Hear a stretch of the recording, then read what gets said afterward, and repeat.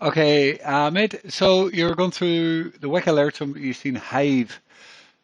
So that had a large wick. Um, I didn't get time to look at the wick alerts today yet. But let's have a look at. So you must be on about the 3 day candle. Yeah, definitely. There definitely was a play here. Now the fact that it's already got rejected, need to be careful. The fact that it's already got rejected. Now, in saying that, it's still a buy.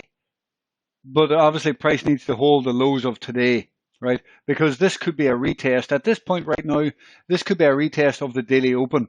Now let's go back and have a look at it. So you can see, if you had bought this, the wick alert already played out, to be fair. It had a 9% bounce today.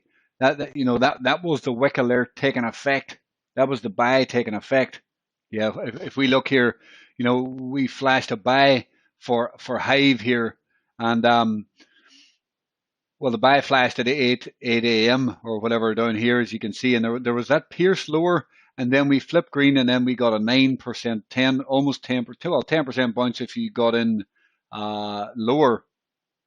So it becomes more dangerous now. The wick alert did already play out to perfection, but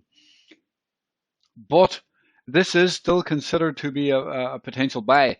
Now, it means buying here, and there's more risk on it right now, but it means buying right here, for example, and having your stop down here below the daily low, because this could be a retest of the daily open, before going back up. So at this point, there's 2% risk. Okay, just over 2% risk on this at this point in time.